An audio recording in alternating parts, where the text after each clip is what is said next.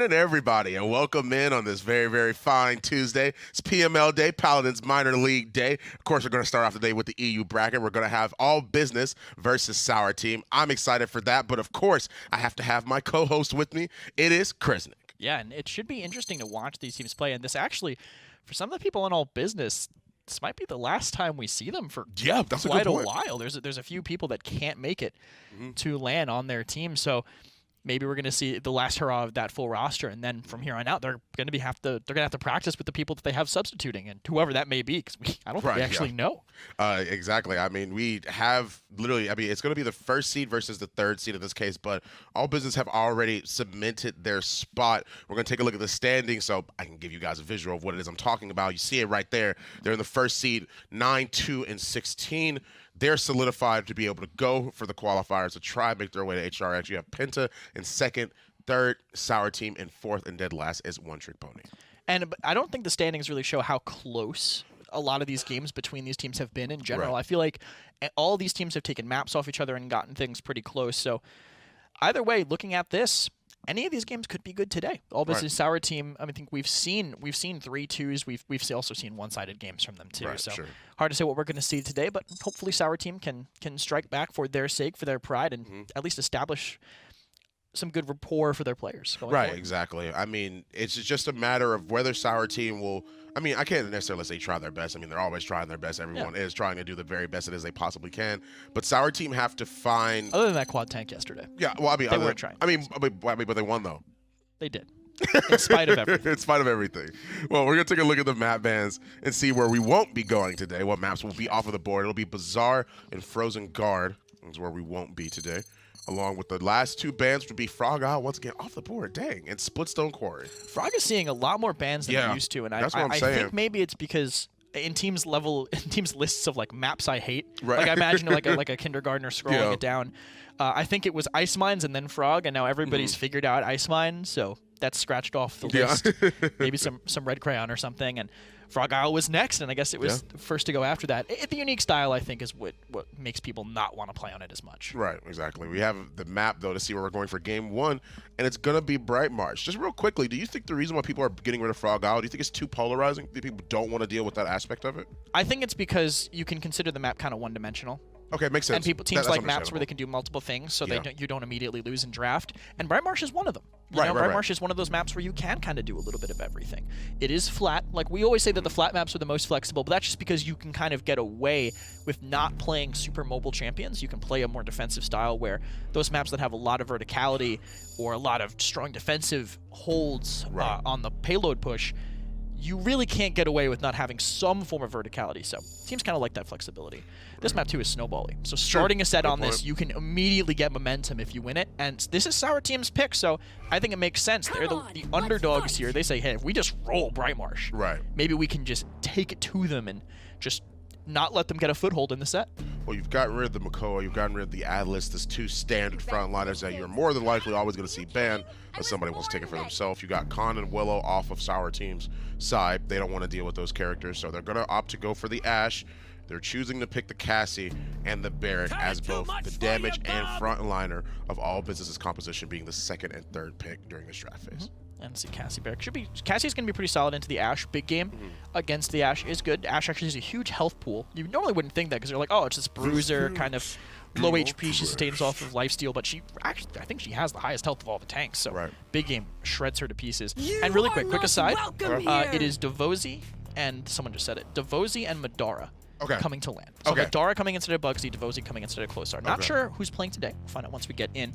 Grover and Nar, though, locked in for Sour Team. So they have a pretty good sustaining composition so far. Ashe can be aggressive, get out, and Inara, I mean, she needs those heals from Grover, but definitely going to help him out. And it is the standard roster today, so we are going to see what we're used to from All Business, which is a good look for them, because it's looked good for them all split. I mean, being 9-2 is not easy. Ashe, Grover, and Nar, just like you were saying, it's already plenty of sustainability. I mean, Cassie, Barret, Genos, Ruckus. Now, why the Ruckus draft here? What is it? We've seen him on Bright Marsh before, and typically he stands up on that little lid that's right above the point. Yeah. But why now? What about their composition? Well, there's no off-tank left that I think they want to pair with Genos that would be able to be that aggressive. I think that's what it is more than anything. They could play Fernando like that? You could, but it wouldn't get into the Mei Vivian. I mean, it was blind into the Mei Vivian for sure, but there was so many counter picks left open that they think Ruckus is the most flexible. Makes and sense. Grok comes in, and Grok will kind of negate the AoE healing from the Grover. Just get rid of that, not really let them keep the team sustained that way. So that's a pretty good choice there. No other ultimate to really pair with the aggression, though, so I'm not sure how well the Grok's going to work, but I think Sour Team actually have a pretty good draft for this map. I do too. Maybe they're just relying on the Tempest to be able to take them into the fight, and we're going to take ourselves into game 1. Sour Team versus All Business. First game of the day. Let's go. Thank you, Fawn. Thank you, Krez. Game 1 of our final day of Minor League for the 2019 season. About to kick off. All Business, your confirmed #1 seed for the High-Res Expo Qualifier Week, going up against Sour Team. Gormizer, back from Disney, joins me in the booth. And what a game to jump into. Yeah, how do you Paladins? It's been a while. Yeah. It's been 5 days now. That's right. Like riding a bike. You never tend to forget how things go. Well, it's going to be interesting to see. Vivian coming through, Opportunity and Chaos as well for her. It's going to help, again, burn down shields more than anything. But All Business, and I love that they're doing this, but they've been really big on this Grok the last few weeks. Hey, I love it. And I'm just kind of wondering where he's going to fit in, if this is something that maybe they're looking at because of LAN coming up. It's going to be something. Bugsy always tends to make it look good. So it'll be interesting to see how this kind of works into their strategy going into the future. Standard build, all things considered for them. Our team does grab the first couple of kills in this one. They're going to send Bugsy back. Good wall block, some of that ricochet damage. Ineffable gets the kill onto Unbe. Sour Team off to a slow start, but starting to build things up here with a few kills. I mean, being able to find that, they drop the first blood total, but everything else goes their way. And Uber Spady is playing this at a really solid angle, being able to kind of go up and around. No one really to truly contest him. You have some hit scan, you have some good damage to track her down, but nothing like an Eevee, nothing to really lock them down or provide the same kind of support for your team. And that's going to be hurting All Business this entire time. They're going to have to turn this around pretty big onto him in order to make this fight work. 93% for Sour Team. Bugsy gets a kill onto Ineffable. That's a big one. Xenost as well getting involved. It's been Bugsy on this Grok, hasn't it, most of the time. Xenost, a big double kill there. Shoulder bash into the pillar. Sheep is just going to get burnt down. So All Business now regain control of this mid. It's 93 to 63, a 30% difference. There's still just enough time, especially with where you see William Birkin standing to come through. But with Tempest and the healing coming through, it's going to be some slowing, it's going to be some move speed. This Inara is almost dead. That burns down William Birkin as well. Point #1. It's All Business. Just being able to come through, starting it up. And I think even slower. You had said Sour Team off to a slow start. All Business take the full wipe, take the 93% deficit, and they're like, all right, we'll just hold that one for a little while. They come back into it. Really good comeback. Double kill from Bugsy.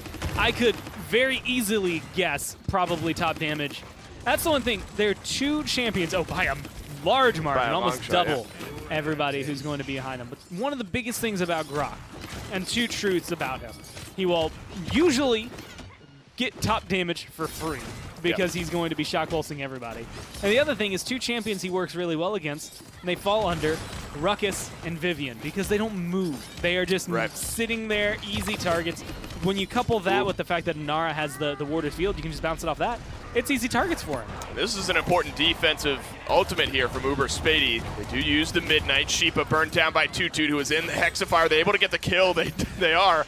Uber Spady had to dash his way out of that through time and space. Would have been a kill. Perdot cleans up Toot on the back end of his Hexafire. Looks like a good defense at the moment for Sour Team, but they have to invest quite a few ultimates in it, Gore.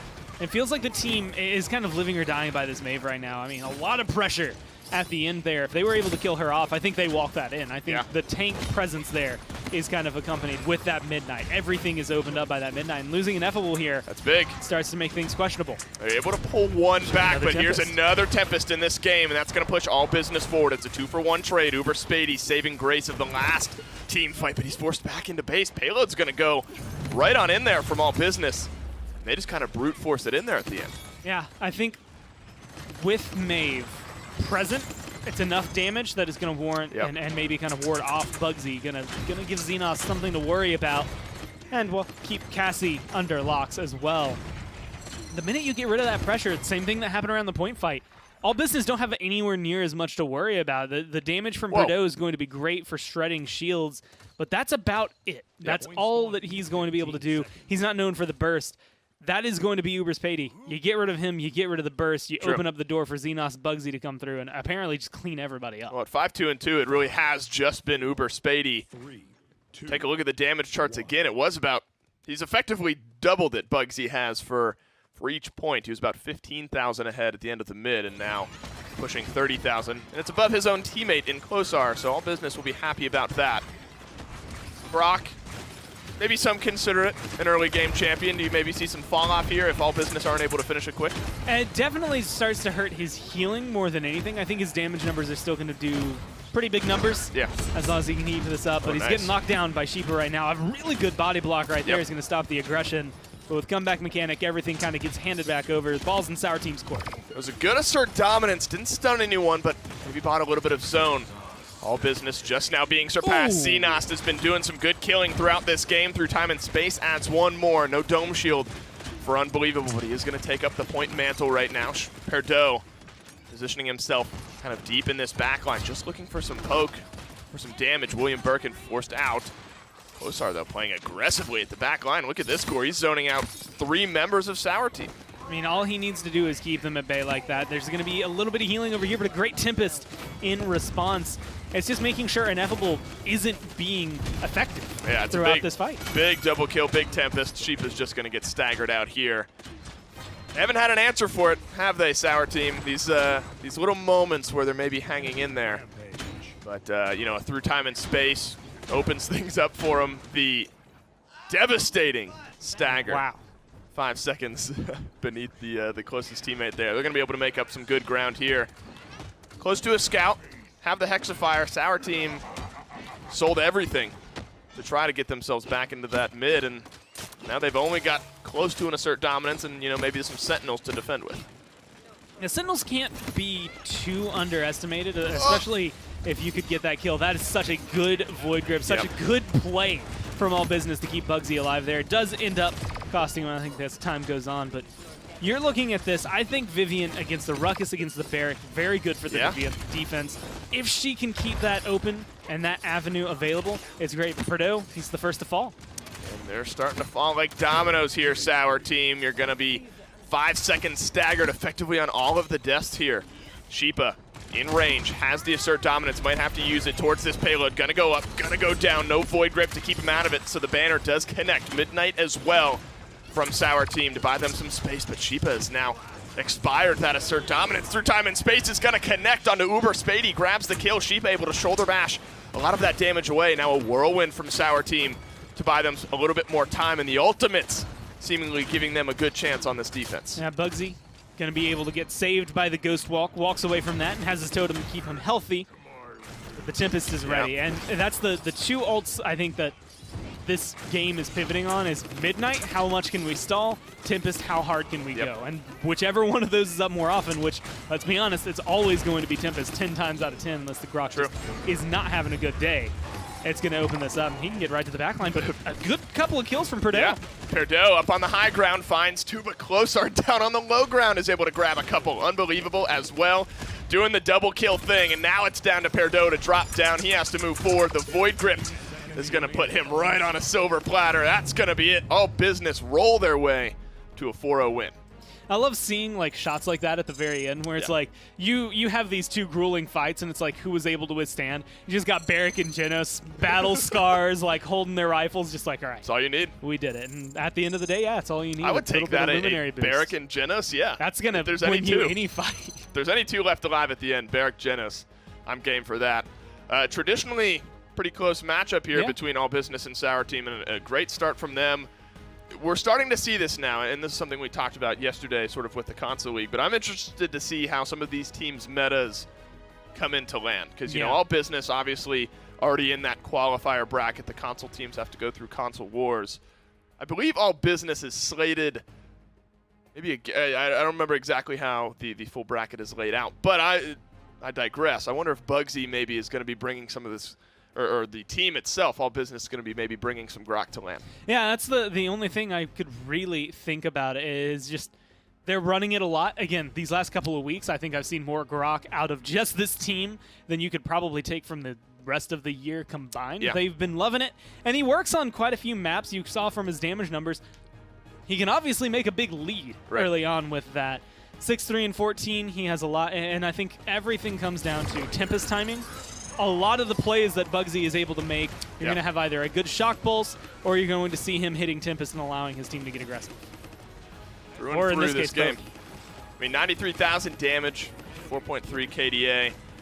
We kind of mentioned maybe there's some fall off with the Grok, but a lot of that is through the healing in the Tempest, I think, depending on how long it takes Cauterize to get on. But when you win the game 4-0, you're not really giving the enemy team a lot of time to build up some of those items and really give them any sort of an advantage. And it's just good shots, good angles coming down from Bugsy as well to be able to kind of get behind the shield of Perdot there. And that's kind of the issue Vivian was facing. She just never could really stand against everybody. There was a really solid point at the very end of the game where he gets a double kill, but that was the first time that you really started to feel that. And admittedly, with the credit deficit that they had at that point, he didn't have Wrecker. He couldn't really do the job that he was slated to do. And kind of snowballed out of control for Sour Team. All business. Grab win number 1, game 2. Let's see if Sour Team can bounce back right after this break. INAP, powering the control room for the Paladins minor league.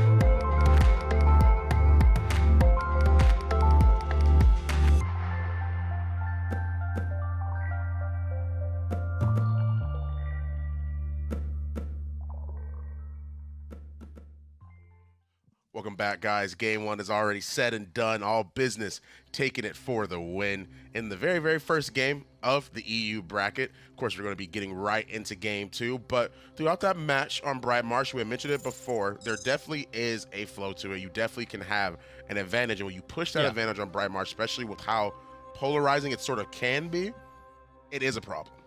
Yeah, with having the two healers with before Cauterize gets online, it is easy to snowball, and that's kind of what All Business's draft did. Tempest also is huge for keeping that snowball going. How can you avoid getting staggered when you're just getting tempested at? Right. Like, that is, they're moving so fast and you're moving so slow. There's really no response other than that. So draft by All Business ended up working out fantastically, as it always tends to on Bright Marsh, something they kind of fall back to.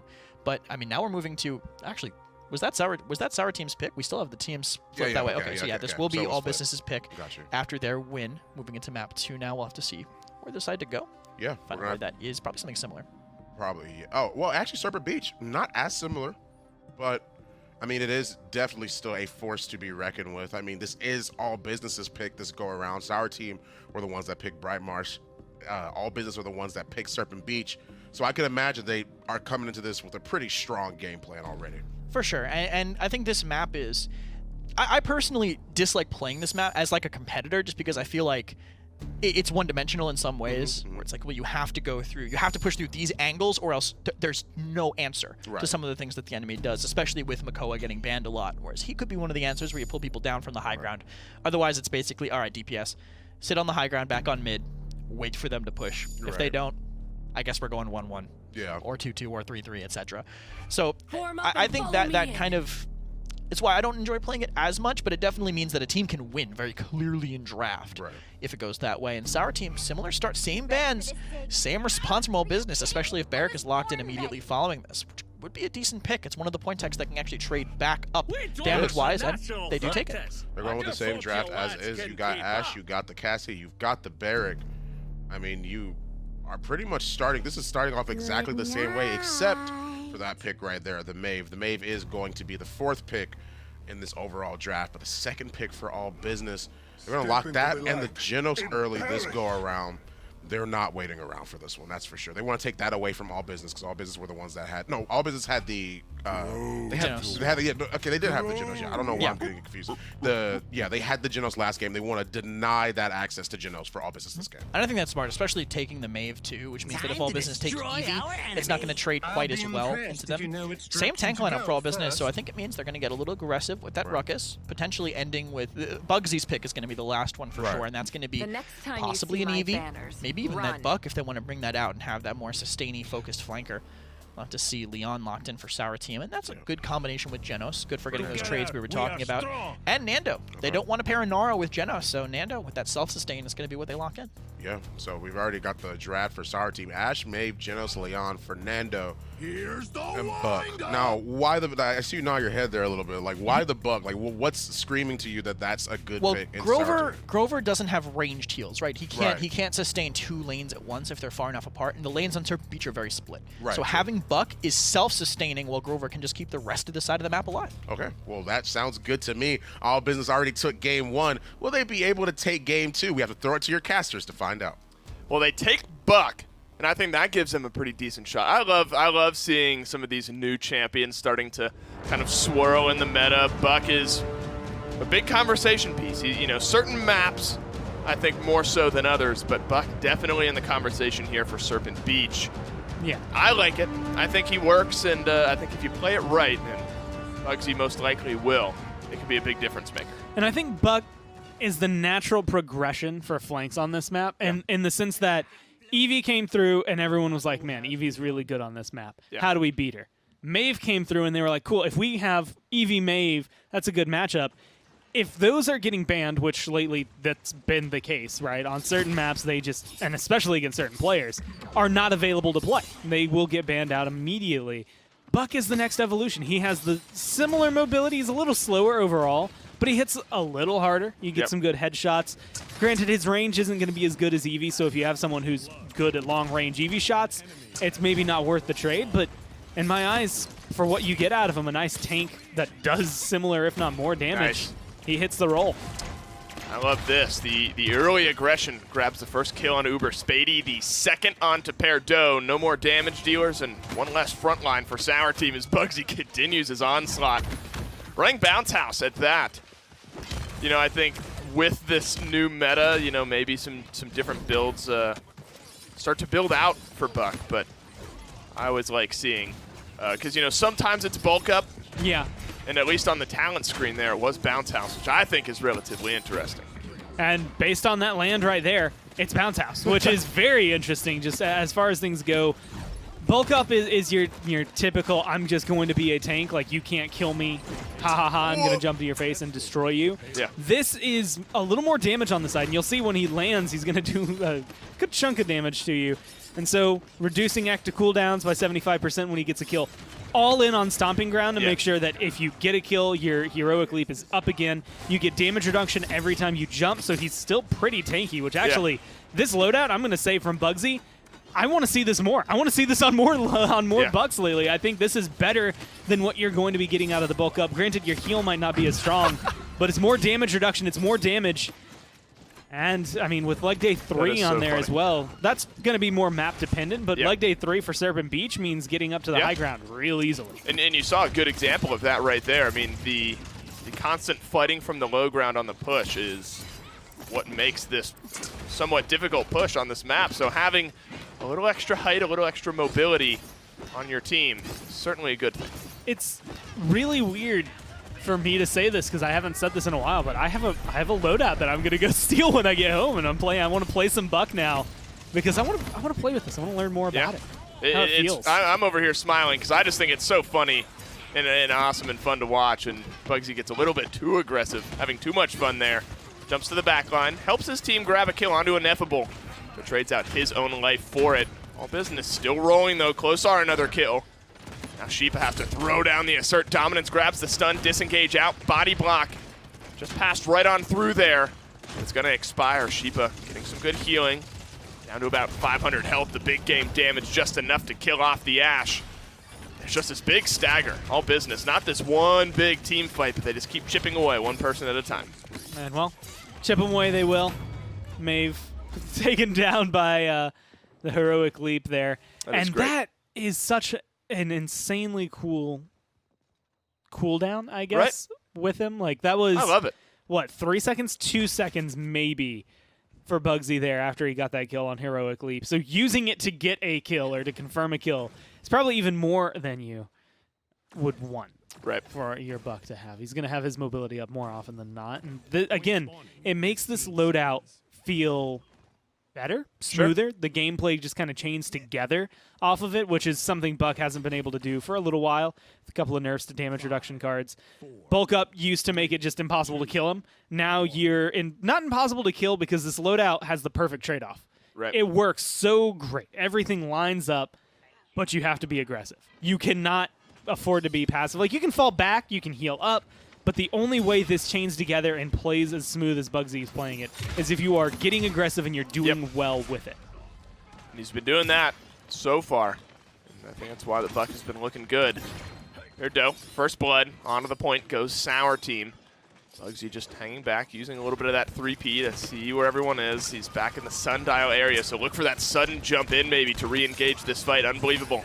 Gonna drop down the dome shield. Lots of damage from the high ground was coming down onto him. Bugsy brings out the Buck Wild here, leaps on in, gets some good damage. Is there follow-up from the rest of his team? There is. It's in the form of Unbelievable. Bugsy grabs a kill of his own, and another great team fight from All Business. I will say, I still think from a long time ago, that just one extra shot that Buck has now in his clip is more than enough to make this shotgun feel not only great, but just comfortable in your usage. You always have that one shot that you always before felt was never going to be there. And Bugsy, several times, that last bullet is exactly what he needs to keep things rolling. One more Midnight, drops down Perdo, trying to win that engagement, is able to. So no more Buck, maybe for the rest of this overtime. All Business is going to have to get it done on their own. Toot with a great Hexafire, finds the kill on Uber Spady. Low health bar, though. Sheepa just now got his Assert Dominance. Perfect timing to maybe tilt this fight back in their favor. Drops down the flag. Unbelievable. Able to rocket boots out. No way he gets out alive, but he does. And now All Business is back on the reinforcements. And with Sheepa having to commit all of that, his ult's going to be gone. Both that and the Immortal are going to be used here. And now, both of them, they're susceptible. They're mortal again. They can get taken down. And unfortunately for William Birkin, that's his fate. Formidable keeps him alive just for a little bit longer. Unbelievable, the Undying, except for the end of the fight, is able to secure point number 3 here for All Business. And Bugsy is going to start off this payload push well with a double kill of his own. Now you're looking at maybe back-to-back 4-0s for All Business. Not only a great way to start the day for them, although I will say again, Sour Team, in my mind, more history of winning from 2-0 deficits than winning from any sort of lead at the beginning of a set. But it's also good for All Business when you know you're going to land. You kind of have to come out, especially as a minor league team. I think you need to start beating number 2, number 3, number 4 in such a convincing fashion that every Premier League team has to think about you, right? They have to now consider you one of the biggest threats. And this is a great position for this Buck Wild. He jumped in, got the jump damage onto Ineffable. Used the Buck Wild, chipped away at Sheepa, and Unbelievable there is there for the follow-up damage. And Bugsy, the movement potential of this Buck has been awesome to watch. Perdo is deep in the backline now of All Business, buys his team a little bit of space from this Buck. Payload moving in, Hexafire coming out from Toot. That's a big double kill. Sour Team falling like dominoes. Once Sheepa's shoulder bash expires, the payload's going to inch its way in, and All Business are going to grab their 8th straight point. I love everything that All Business did in that game. I love the Buck, I love the loadout, I love the play style, and I also love that it showcased one of its stronger weaknesses. We always talk about Leon as an anti-flank, and we do it a lot with Maeve, we do it a lot with Eevee, but you could even see it there. I mean, one of the cards, after using your Heroic Leap, you get damage reduction. There are several times that could have saved Bugsy, but if he happened to be in line of sight of Leon, it's just a bad time to jump. You're going to get shot down from her. And so there was like a lot of little intricacies throughout that game. But, of course, we got to see him be probably the most successful Buck I've seen in a while, considering what he's been able to do. Not as much damage as we had out of the Grok, but at the end of the day, I want to say damage to kill conversion rate was probably pretty high for him. That is one of the most well-rounded, I think, damage columns I've seen for a team where, the healer still in last, but pretty close. 10K or whatever behind the next highest. It seems like a very even kind of round there for All Business. Unbelievable. Jeez. So much of a focus, I think, was on Bugsy for good reason, because it was a fun loadout, fun to watch the Buck. But at 9-1 and 9, it was a lot of that kind of give and take that we see with flanks where Bugsy jumps in, tries to set up some kills, is able to do some good damage, and Unbelievable finishes him off. And I'm excited to see him come to LAN as well. And that's one of the things, coming to LAN. LAN's home for Unbelievable, first off, where it comes down. He's got a World Championship ring on one of those fingers. But the other thing is there were so many moments in this game where it's just he stayed alive. Like Smart player. Sometimes all that happened was he stayed alive, and that was enough to seal the deal against Sour Team. I mean, there were several times during the overtime for the point fight right after what we just watched where it's like he's almost dead. He's almost dead. He gets the rocket boost, turns around, gets a kill because of it, and that little bit of extra health that he had and the damage that he could output just made the biggest difference. He's a smart player. I'm very excited to see kind of how he goes toe-to-toe with some of our Premier League frontliners. They match up against the Renegades in round 1 of that high-res Expo qualifier bracket. So him and Hero, that's going to be a fun one to watch as well. They're up 2-0 here, looking for one more win to close out their PML split. Excuse me. Let's see if they can do it right after this. The Paladins Minor League is brought to you by Evil Mojo Games, developers of Paladins.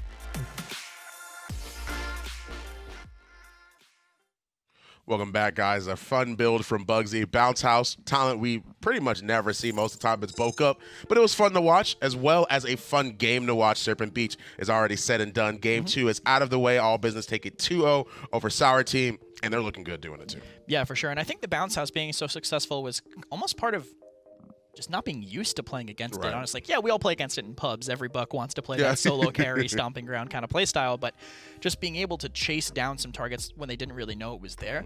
One key moment that made me realize that was Ineffable. He was kind of getting chipped by Bugsy. Bugsy was up by fire, and he was like, I guess I should go to spawn. I'm half HP, but Leg Day can get Bugsy that distance. Stomping ground is a knock up, not a knock back. There was really no response Ineffable could have had as Genos, unless he gripped them at the last second. But that's tough to pull off when you're trying to run away to spawn. Yeah, exactly. I mean, you just see him die immediately right outside the right outside the spawn doors. We're like, Ineffable, come on, man. Hand on the finish line. Come on, man. So close. so close. And yet so far. We're going to see where we're going to be going, though, for Game 3 and see where the map is, what the map is going to be. And it's going to be Ice Mines to try and slow things down. Yeah, and I think that's a good choice for how the set's been going so far. 8-0 currently for All Business, so Sour Team will want to at least get a couple points on the board for this. And very different map, different draft style. We know how impactful blasters are on this map, so expect to see them. Bomb King, Drogos, Willow, Pip, even all these characters are so good at locking down these choke points on a map that is so focused on the mid fight, which is just a bajillion choke points around a very close point fight. So Blaster's so impactful. You got rid of the Willow already. You mentioned Blasters. They're already taking care of one of them, one of the most dangerous ones in my opinion. You got rid of the Willow. You got rid of the Khan. Makoa, is off of the board. Sour Team are probably going to go for that. I was about to say Atlas without looking, but I was wrong. Glad I looked. It's going to be the Mave, actually, they're going to try and take care of, and that's going to leave All Business with an Atlas pick and Sour Team without one of the power tanks. Why, Kresnik? I wish I could tell you. Mave on this map is all right, but it's not the most impactful pick I've ever seen. Maybe they want to get Victor or something like that just to have that kind of hard Atlas counter, but Pip's going to be the first pick for them. Very, very good on this map. Any ultimate that is good is always going to be good because how impactful the mid-fight is, saving your ults and then having that Evo Mojo to immediately swing is huge for being able to actually get those points on the board that matter. And Grover, great for healing your team. There's so many walls, so many corners that just having that AoE sustain is massive for keeping your team alive. Right, you've got the Pip, you've got the Grover on the other side. Looks like you guys can see All Business are responding with the Drogos and Anara in kind, and that's already looking pretty good for them. I mean, you've got Anara to be able to fight on point. You've got Atlas just for that divider, and a lot of the places it is that Sour Team I feel like are going to look for are just going to be blocked off by that divider. Here's the thing, though. That's not a really mobile tank line. So if Sour Team have a very strong backline, a mobile front line, if they have a strong backline, if they get, again, like a Victor or like a Cassie or something like that, that can really just rain hell and not let them get in, if they can stop that Atlas from getting that beyond the Veil speed into their team, it's actually going to be a tough line for All Business to break. If Sour Team end up with an aggressive comp, I think All Business have the advantage for sure. They have Ying for the superior sustain, and Nara Atlas are very hard to push into. Drogos, combustible AoE spam. Right. There's no getting around that on stage. So they have a very good defensive comp, but I think Sour Team, they will win the poke fight if they can focus on the tanks, depending on their last pick. Yeah, Ying and Leon going to be the last two picks. And just like you were saying, they're going to go for that mobile backline. They're going to be able to have that Victor. Do you think Victor will be able to put a dent I mean, into I called Victor only when the Atlas was picked. That's true, yeah. That's a good point. It's absolutely, I think, the best pick for them here. That raw damage is what they need to balance out the sustain on the other side. Right. I mean, All Business are looking pretty good, guys. 2-0 against Sour Team. They've got an Atlas, too. They've got a pretty powerful composition, but will they be able to close out the game? Find out in Game 3. Two powerhouse compositions going toe-to-toe against one another. All Business to round out their split. Sour Team to extend it just a little bit longer. Ice Mines is where we're headed. They got a Pip on Sour Team's side, Gore. I mean, that is a game-changing champion with the potential for a game-changing ult if everything hits correctly. Yeah, I mean, being able to come through. Running Mega Potion. Mega Potion, yeah. As of right now. I kind of expect to see that potentially change, but I mean, the healing numbers could come through, and one thing Kresnik did just say on the desk was they have to keep up with, or maybe even try to outpace the sustain on All Business dealing with that Ying. So does open the door for that conversation, but it is. Yeah, will be Mega Potion as he leaves the base with it, so he's going to be healing a lot more. You're going to see a little less damage numbers out of this Pip than you're used to, but I expect William Birkin, with two supports behind him, should not die a lot this game. Yeah, you'd hope not. They do get onto the point first. Ineffable. Back to the high ground. Ineffable, of course, the healer for Sour Team, so maybe not surprising seeing him running Mega Potion. Force back right now. Slow start to this Ice Mines. Looks like Uber Spady running Shrapnel. Plugs away a little damage and Unbelievable has to throw up. That stasis field setback does not connect. He backs off. Sheepa, though, finds first blood. Klosar grouped up back with the rest of his team here. Unbelievable back behind these ice blocks. Is it enough, though? Jeez. Sometimes all you need is one kill to push that advantage. There's so much good damage right there into the window. Yep. Really well played from Klosar. Good angles that he's being able to kind of keep track of. And all they need to do, in my eyes, is just buy time for Bugsy to get back. Once you have the Drogos back here, it starts to open up a different line of conversation. They stall it at 87%, which is pretty much all you need. Sour Team, though, ults are starting to charge up. Same thing for All Business. You're looking at Dragon Punch coming available pretty soon. Barrage should be there, and I believe I saw like 96% on the Evil Mojo, and you had mentioned that coming into it. But as long as that doesn't get stopped by the Atlas wall, that is game-changing, and even a great way to kill off Atlas and maybe just make him not be a factor for the rest of the fight. I'm trying to think now. I mean, if you're All Business, plenty of sustain you have to burn through, but also a couple of great targets for resilience, potentially. I mean, how do you prioritize that between Cauterize and Rezil? I mean, assert dominance, Evil Mojo, but then double healer. Lots to focus on for All Business.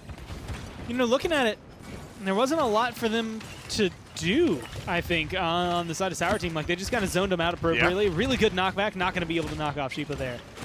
Bugsy, but they didn't win at some outrageous fight. They're just now starting to use these ults. Like, nothing Sour Team did was this insane play they just made. They just kind of won the fight. Sustained, all of a sudden, slow and steady. Yeah, pushed you out.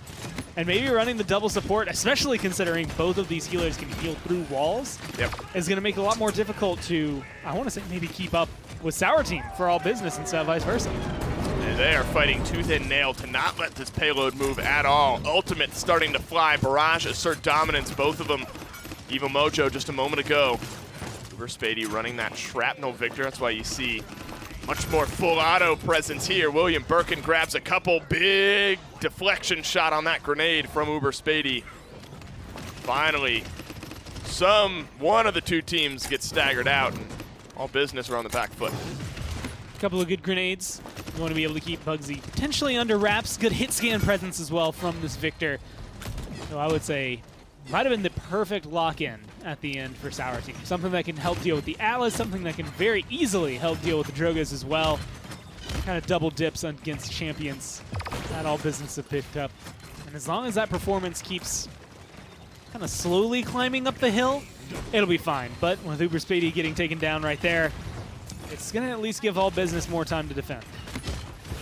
I predict that this is going to be a very slow round of defense, especially, I mean, it's not that you only get one shot on Ice Mines, right? It's, you sort of get, you know, maybe a couple, but if you get this far pushed back and this staggered out, it becomes very difficult. It always depends sort of on, if all business get too far forward and like team wiped, then, you know, maybe overtime gets interesting. But if they can just kind of trade out one for one, or, you know, one for none, be very hard for Sour Team to fight back in. I think there's a lot of good to be said for all business as well, with how much they were prepared and ready to commit after the point fight. A lot of the defenses we see on Ice Mines now, they like who cares about the actual base defense, right? They start right there. You're going to have a solid defense if you can get that. So even though they lost the objective fight in a very lackluster way, they immediately started their defense by dropping ults, being willing to kind of invest in that. And that, I think, opened up the door for all business to keep that payload stalled. That was a good minute and a half. Sometimes the defense is won the moment the point is captured by the other team, depending on kind of where the two teams stand. I'm curious as to healing, actually, in that first round for Sour Team.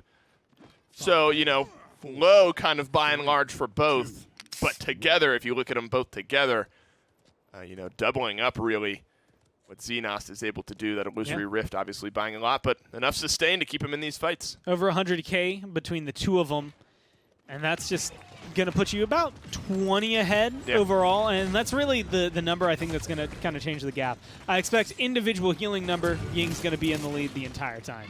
But you're going to see this Pip-Grover combo, and it's going to be obnoxious, especially when you add in how hard it is to kill off Barrick, his effective health.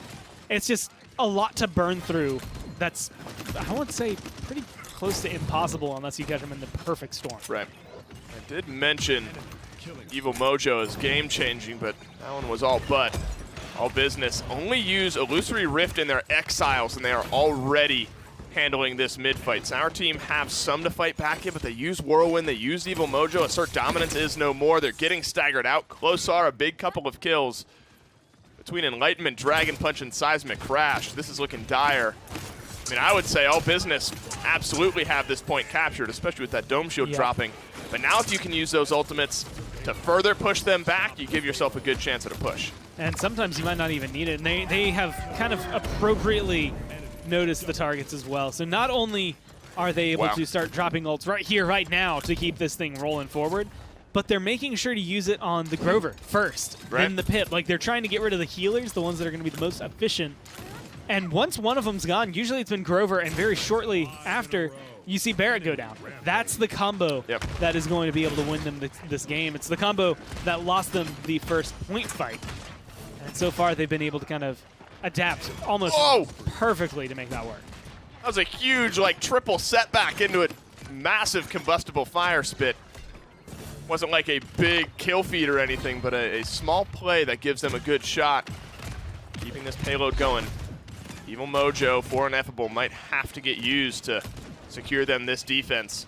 No room for error for a minute and a half for Sour Team. Still Dragon Punch. Wasn't used in the mid-fight. Wasn't used yet on the push. Won't be used right now as Bugsy gets killed by Sheepa. Ineffable using that Evil Mojo to grab the kill onto Toot Toot.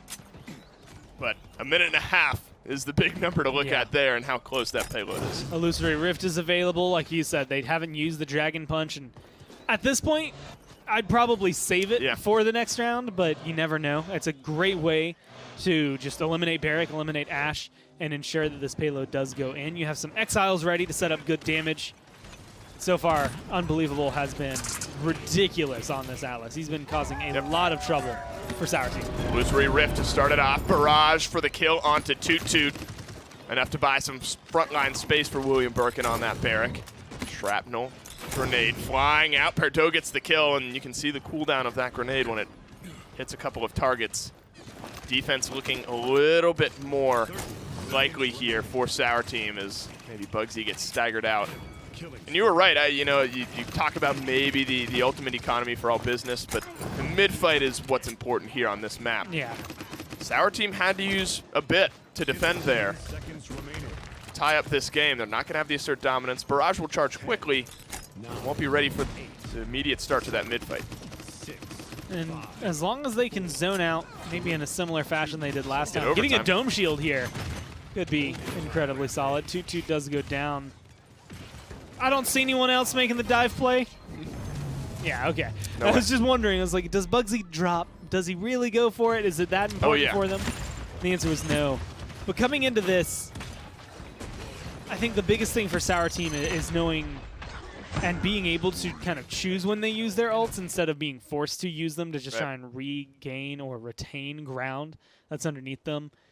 And someone's going to start picking it up. I mean, William Birkin's 9-3 and 4, but everybody else is either normal or substandard slash lines. I mean, 1 and 6 for Uber Spady in comparison. The damage number is still good from him, but he's got to start converting some kills. And a lot of that was on this defense. They were basically back with 3 defensive positioning for a minute and a half.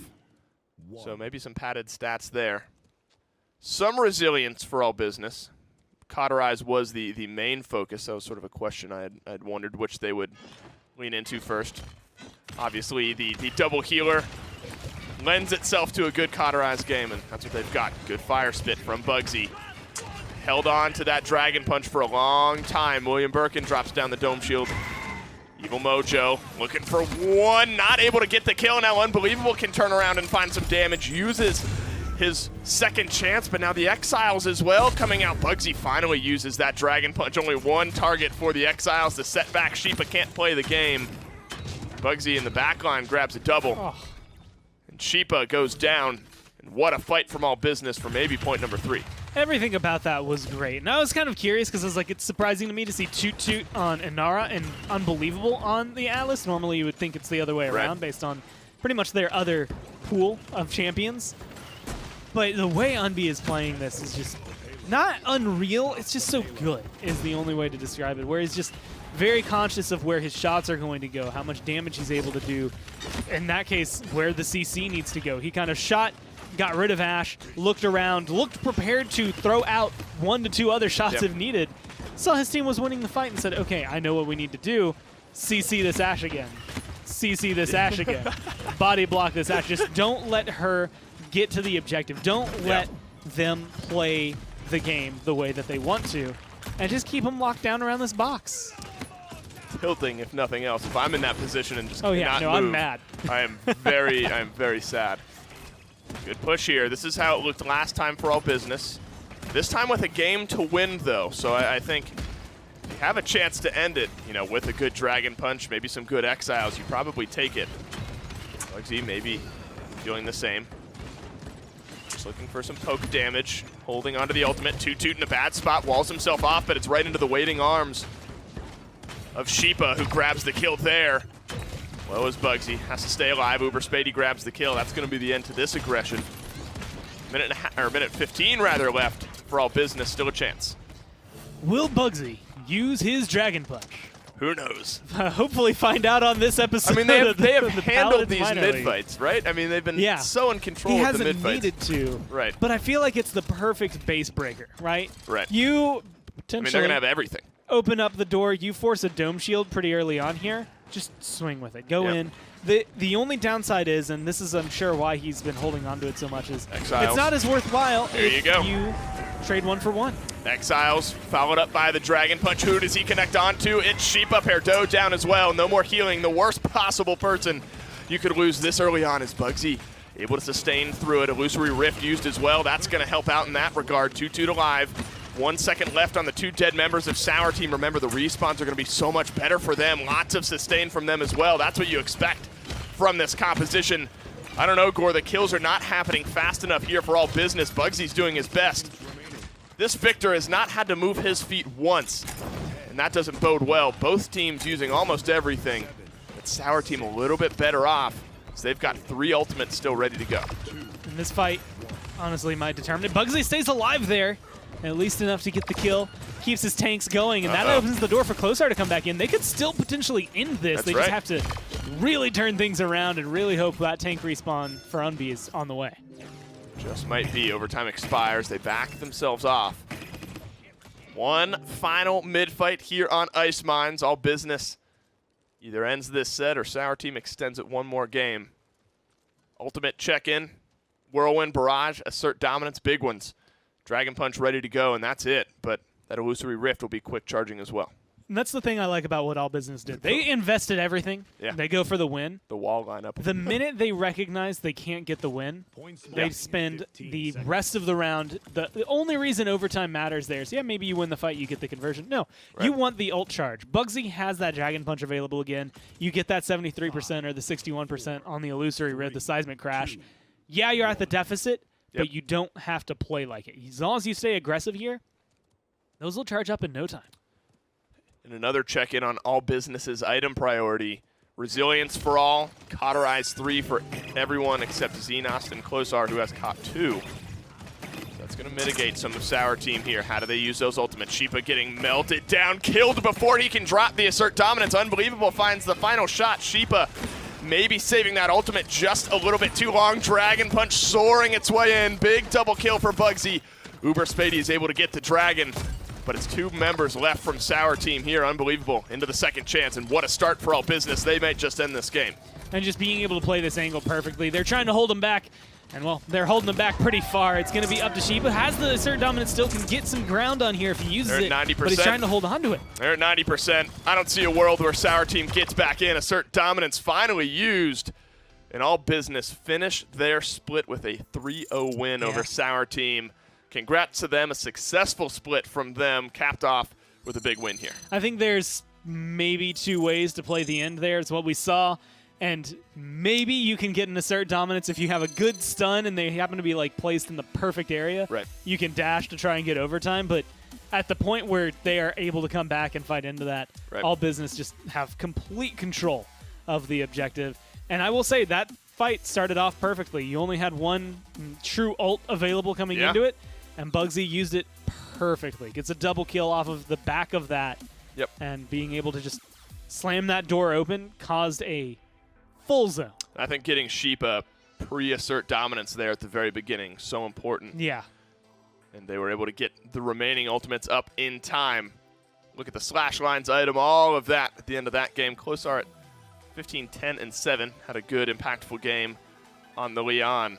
And, you know, so much of the conversation was around Bugsy. The tried and true damage of this Leon rung true here on Ice Mines.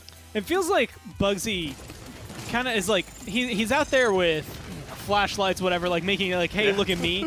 He does a lot of flashy plays, and it makes a huge difference. Wow. But as we saw last game with Unbelievable, as you can see through these highlights with Closar, there's just as much happening beside him that is coming through. So even though, maybe you look at the Buck, you look at the Grok, he's able to come in, and I will still say this, is one of the most versatile Paladins players, period, ever.